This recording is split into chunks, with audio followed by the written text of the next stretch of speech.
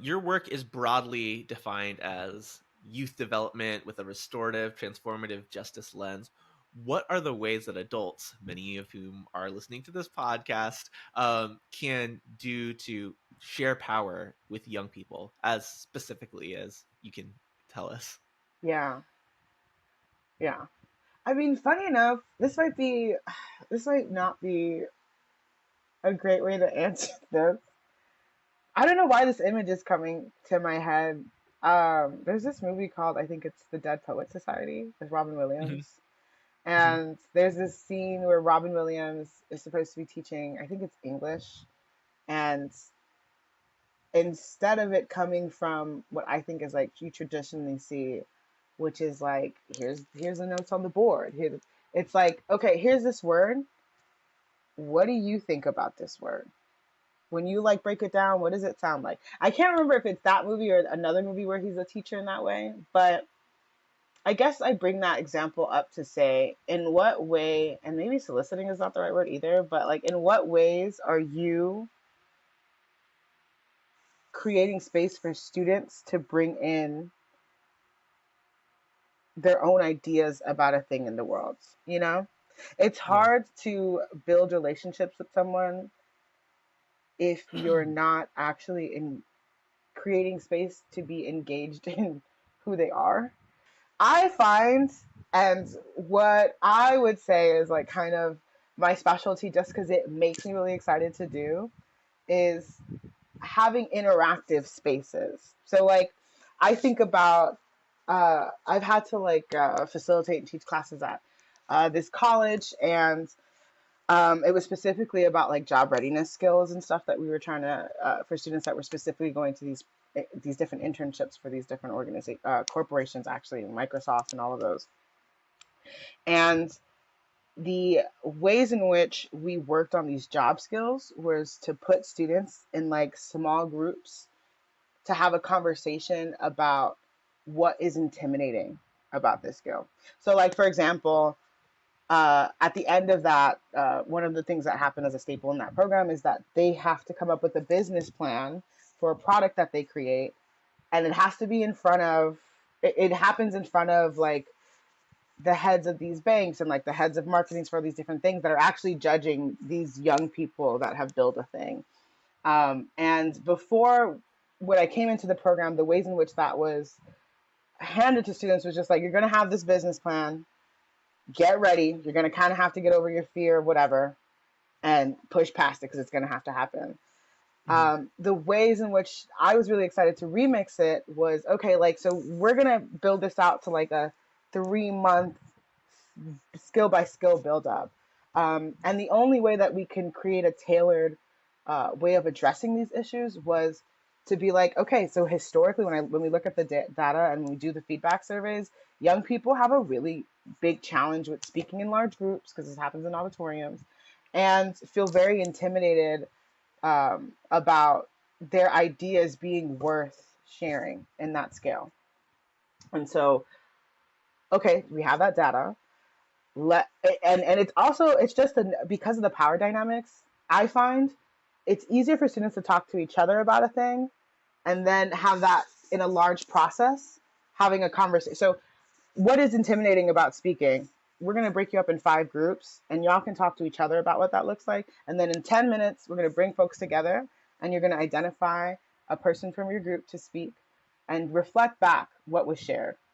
And then we're putting all this stuff, literally I'm writing all these things on the board, and then we are collaborating to create, okay, so like, what if y'all were able to practice for 6 weeks? Like, if this is your challenge, would that feel a little bit better? And I know that I also am coming from, that's a standpoint of privilege because I'm not operating under, especially here in Florida, there's a rigidness of testing that has to happen. Like, you know, that's how funding gets. I'm sure it happens in all these places, but it's something that's really a big concern here in Florida, like getting these, it's not called FCAT anymore, but whatever standardized tests that they have to prep for. And being at the helm of that program, I had a lot of space to craft what the curriculum looks like in those spaces and to rewrite a lot of the curriculum.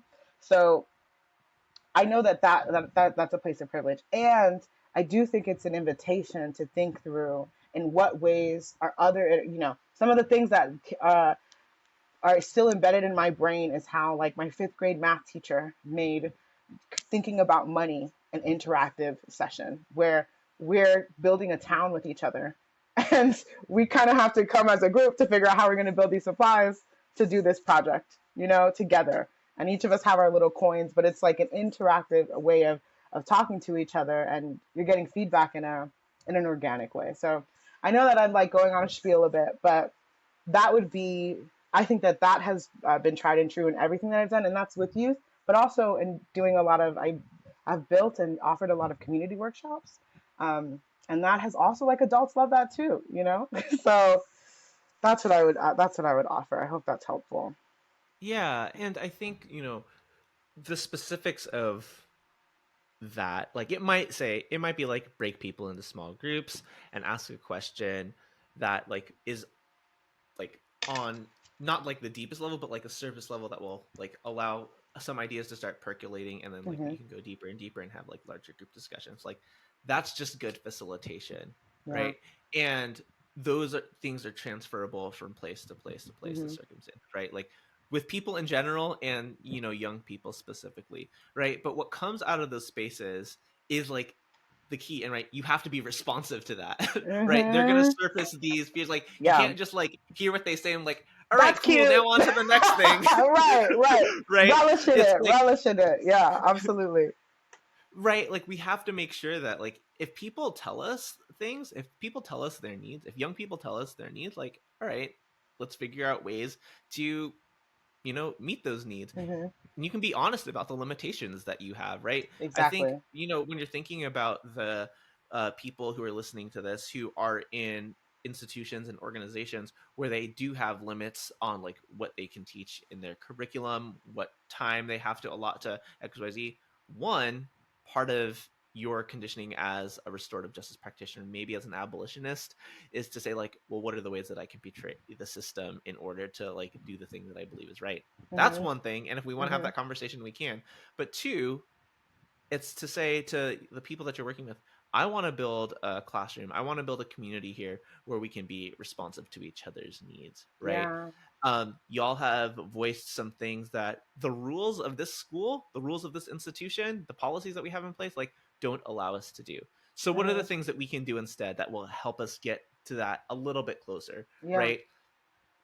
That vulnerability goes a long way. Like it shows those young people that like, hey, you're on their side and we're Hmm. in this together. We're Hmm. struggling against like this institution, this programming, like these um guardrails that have been set for us together. But like, what is the thing that we can do to make this the best we can with what we have, right? Yeah. That might be like a little bit more of like that restorative space where like, what is the homeostasis that we can find in these conditions? A Hmm. transformative lens is saying like, well, what is the thing that we can like recreate, Flip. Yeah. right? And what is the thing that we can burn down? And Right. there's space for both of those things, right? Like Hmm. Hmm.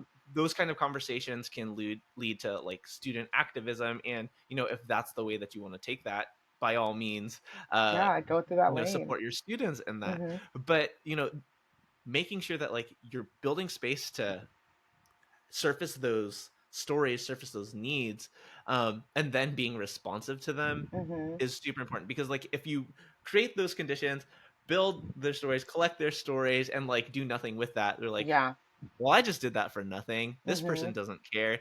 They're Hmm. just another adult who wanted to, I don't know, power trip, and now like Yeah. has my stories, has my needs, and like how's this gonna come back and bite me later? Hmm.